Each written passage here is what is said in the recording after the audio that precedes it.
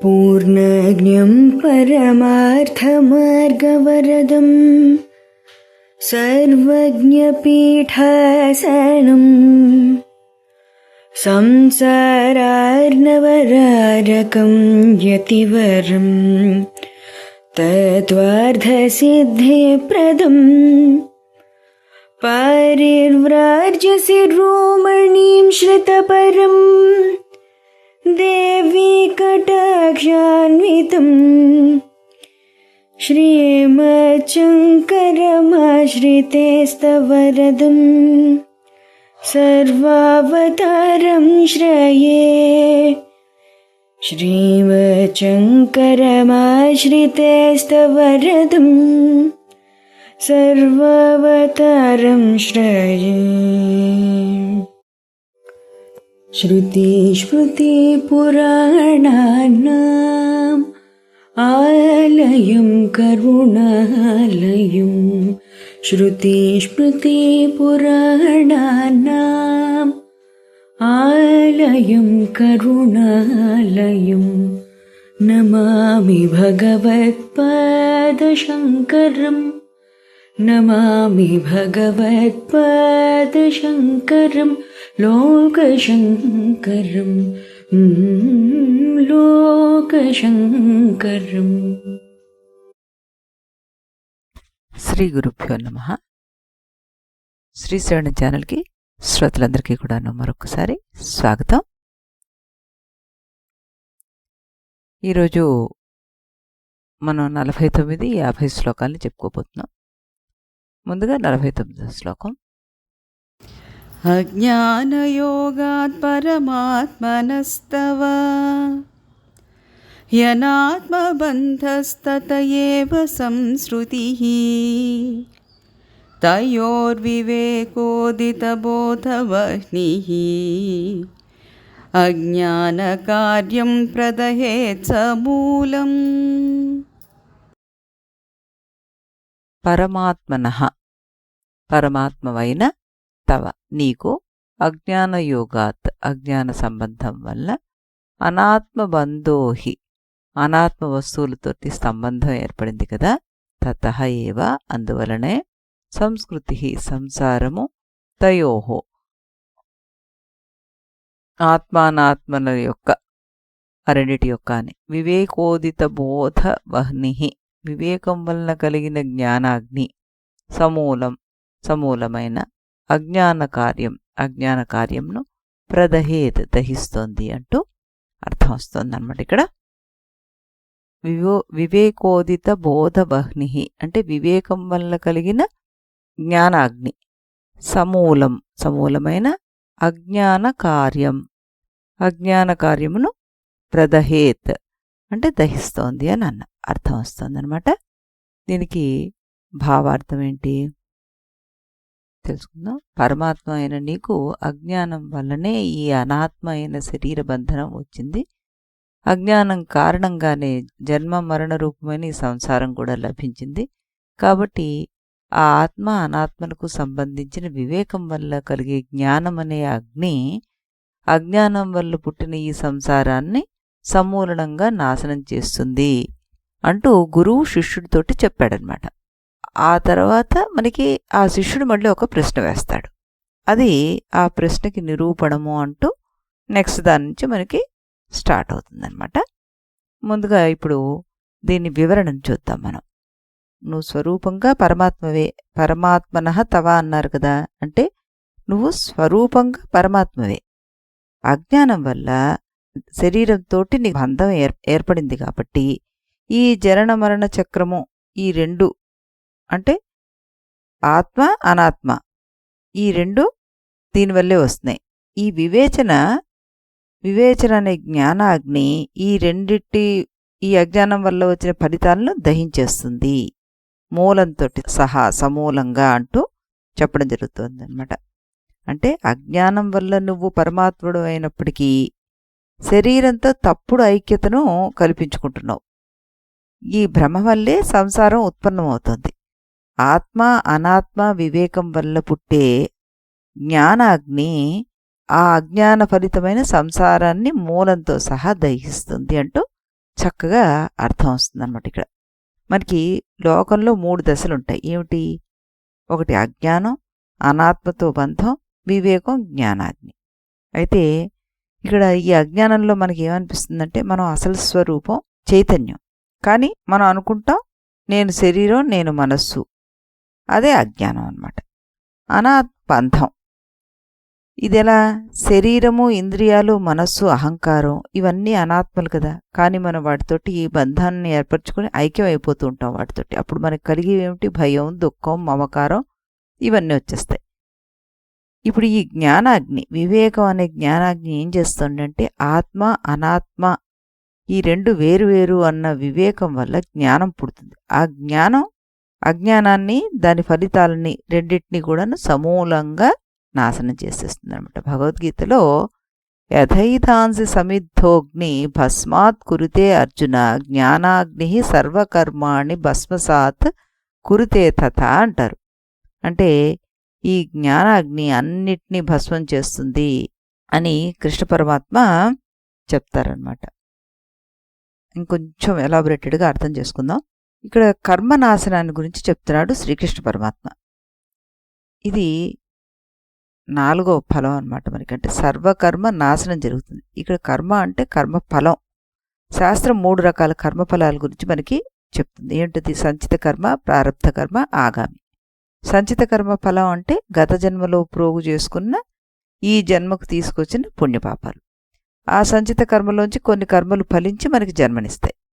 దాన్ని ప్రారబ్ధ కర్మ అంటాం. ప్రారబ్ధ కర్మ పుణ్యపాపాలు ఉన్నంత వరకు, ప్రారబ్ధ కర్మ యొక్క పుణ్యపాపాలు ఉన్నంత వరకు ఈ జన్మ ఉంటుంది. అవి క్షయం అవగానే ఈ జీవితం పడిపోతుంది.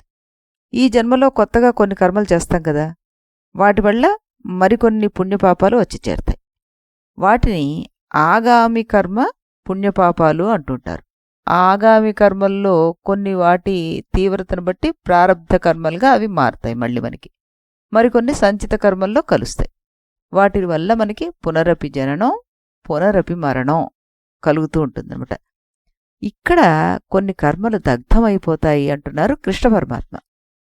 ఈ సంచిత కర్మలు ఏవైతే మనం మోసుకొస్తున్నామో, కొన్ని కర్మల్ని మనం వెచ్చించేసి ప్రారబ్ధ కర్మలాగా మనం కొత్త జన్మను ఎత్తేస్తాం. ఇంకా కొన్ని మిగిలిపోయాయి కదా, అవి సంచిత కర్మలు కదా. ఆ సంచిత కర్మలు ఏవైతే ఉంటాయో అవి జ్ఞానాగ్నిలో దగ్ధమవుతాయి అంటున్నారు ఆయన. ఆగామి కర్మలకి ఇంకా అవి అంటవన్నమాట. అప్పుడు ప్రారబ్ధ కర్మ కాస్త క్షయం అవుతుంది. జ్ఞాని తను శరీరం కాదని తెలుసుకుంటాడు కాబట్టి కర్మలను నేను చేస్తున్నాను అని అనుకోడనమాట. అతను అకర్త, అభోక్తగా ఉంటాడు కాబట్టి అతనికి ఆగామి కర్మ పుణ్యపాపాలు అంటవు. ప్రారబ్ధ కర్మ క్షయమైపోతుంది. అంటే అతను ఇంకా ఆ ప్రారబ్ధ కర్మకు చెలించడనమాట. జ్ఞాని ప్రారబ్ధ కర్మకు చెలించడు అని చెప్పడానికి అనేక ఉదాహరణలు మనం చూడొచ్చు. పనసపండు కోసే ముందు చేతికి కత్తికి నూనె రాసుకుంటే దానిలో జిగురు అంటుకోదు. అలాగే ఎలక్ట్రీషియన్ చేతికి గ్లౌస్ తొడుక్కుంటే లైవ్ వైర్ను పట్టుకున్నా అతనికి ఏం కాదు. కారు గతుకు రోడ్డుల మీద వెళ్తున్నా కారులో షాక్ అబ్జర్వర్స్ ఉంటే ప్రయాణం చేసే వ్యక్తికి ఏమీ తెలియదు. హోరును వాన కురుస్తుంటే రెయిన్ కోట్ వేసుకు వెళ్తే ఆ వ్యక్తి తడవడు. ఉదాహరణలన్నిట్లో కూడాను పరిస్థితి అలాగే ఉంది. పరిస్థితిని ఏమీ మార్చట్లేదు మనం, కానీ దాన్ని ఎదుర్కోవడానికి తన్ని తాను శుద్ధం చేసుకుంటున్నాడు వ్యక్తి. అలాగే జ్ఞానికి జ్ఞానమనే షాక్ అబ్జర్వర్స్ ఉండడం వల్ల ప్రారబ్ధ కర్మ తెచ్చే పుణ్యపాపాలకు అతను చలించాడనమాట. అంటే అతను నాకే ఎందుకు వచ్చిందని బాధపడుతూ కూర్చోడు. తప్పించుకోలేని పరిస్థితిని కూడాను నవ్వుతూ స్వీకరిస్తాడు. అందువల్ల జ్ఞానికి ప్రారబ్ధ కర్మ ఉన్నా అతని దృష్టిలో అది లేనట్టే. ఈ విధంగా సంచిత కర్మ నాశనం అవుతుంది. ఆగామి కర్మ అంటదు. ప్రారబ్ధ కర్మ నాశనమైనట్టుగా అనిపిస్తుంది. ఇది ఈ శ్లోకంలో సారాంశం. ఇందులో జ్ఞానాన్ని పెద్ద జ్వాలతో పోల్చిస్తున్నాడు కృష్ణ పరమాత్మ. జ్ఞానం అగ్ని. మనం చేసే కర్మలన్నీ అగ్నిలో వేసే అన్ని రకాల వస్తువులు అన్నమాట. అందువలనే ఆ అగ్ని పెద్దగా మండుతున్న జ్వాల అన్నాడు. ఆ పెద్ద జ్వాలలో ఎటువంటి కట్టె వేసినా అది కాలిపోతుంది. అలాగే జ్ఞానాగ్నిలో అన్ని కర్మలు దగ్ధమైపోతాయి. అగ్ని యథా ఏధాంసి భస్మాత్ కురుతే అన్నారు. అగ్ని అన్ని రకాల సమిధలను కట్టెలను బూడిద చేస్తుంది. కానీ అది ఎటువంటి అగ్ని అయి ఉండాలి అంటే సమిద్ధ అగ్ని అన్నారంటే బాగా ప్రజ్వరిల్లుతున్న అగ్ని అయి ఉంటేనే. ఒకవేళ అది చిన్న మంట అయితే దాని మీద పెద్ద కుర్చీ కానీ బల్ల కానీ వేస్తే దాన్ని దగ్ధం చేసే బదులు ఆ మంట ఆరిపోతుంది. అందువల్ల అగ్నిలో ఏదైనా వేసే ముందు ఆ అగ్ని బాగా వేడిగా మండేలా చూడాలి. అలాగే వేదాంతం వింటున్న కొత్తల్లో జ్ఞానం పొందుతారు కానీ అది చిన్న మంటగా మాత్రమే ఉంటుంది.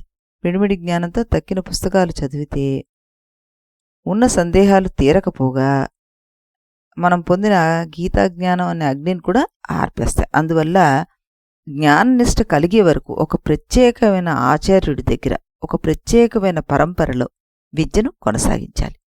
అనేక మంది ఆచార్యుల ప్రసంగాలు విన్నా, అనేక పుస్తకాలు చదివినా అయోమయంలో పడేయచ్చు.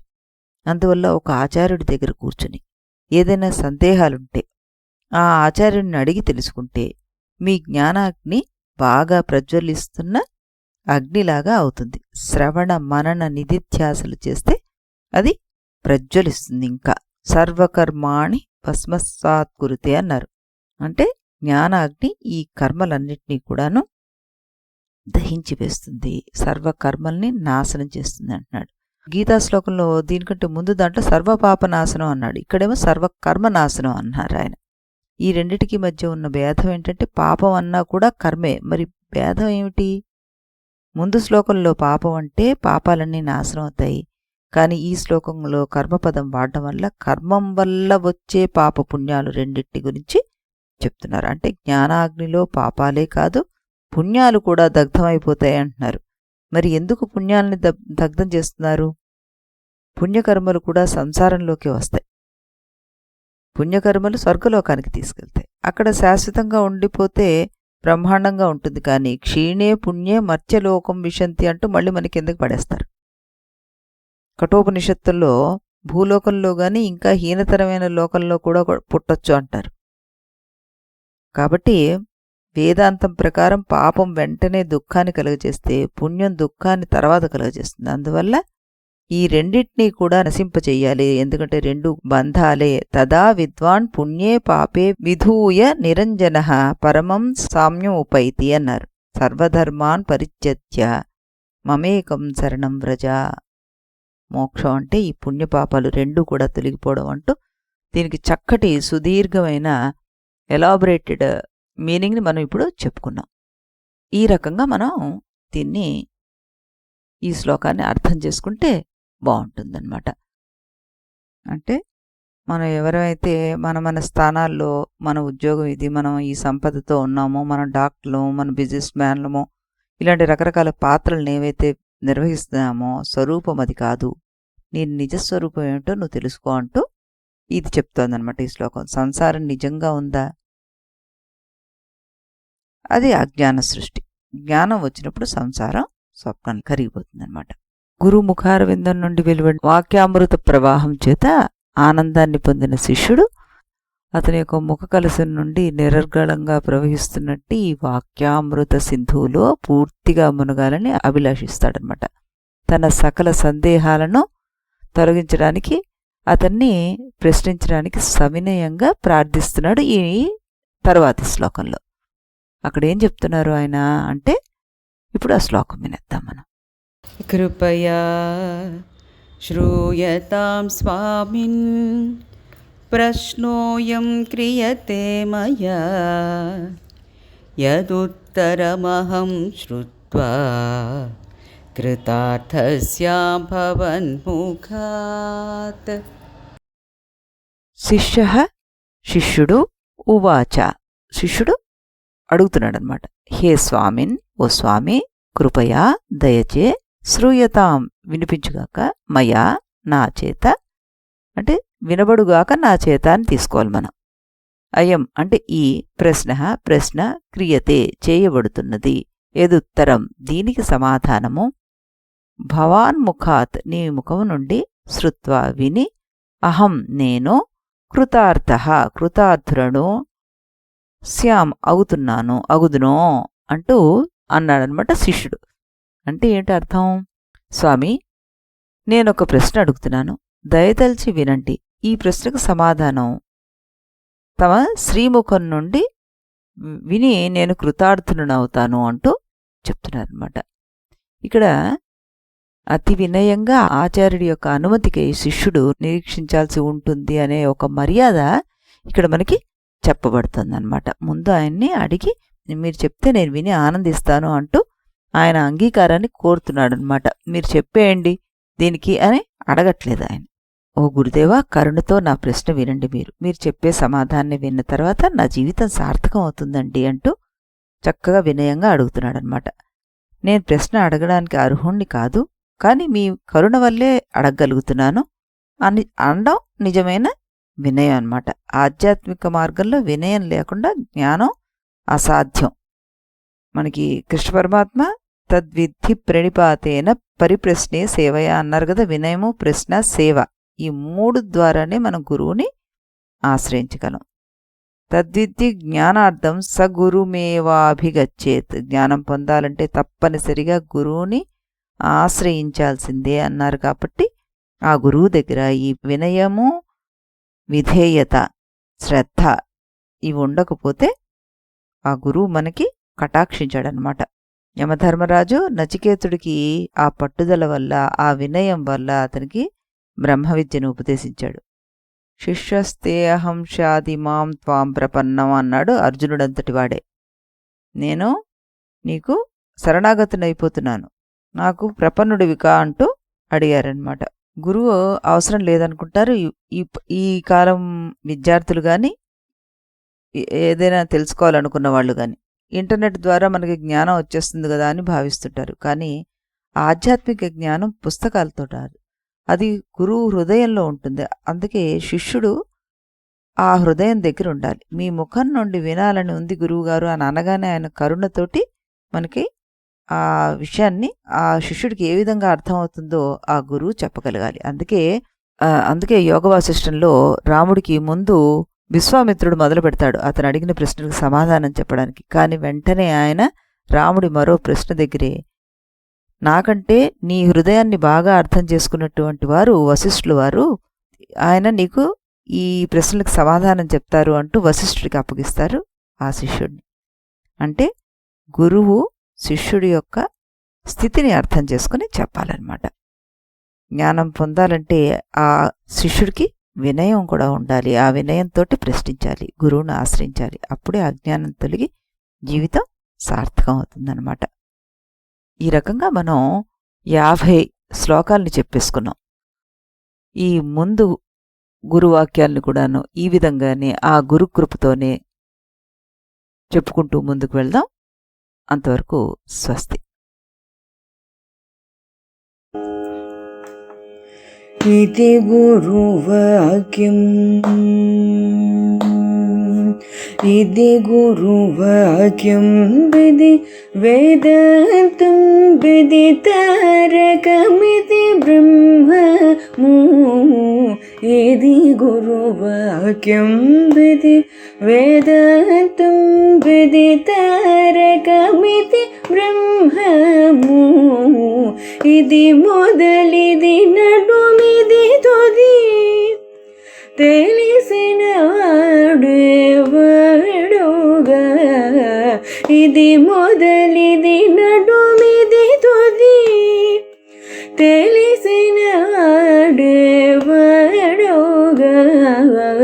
ఇది గురువాక్యం విధి వేదాంతం విదితారకమితి బ్రహ్మము ఇది గురువాక్యం.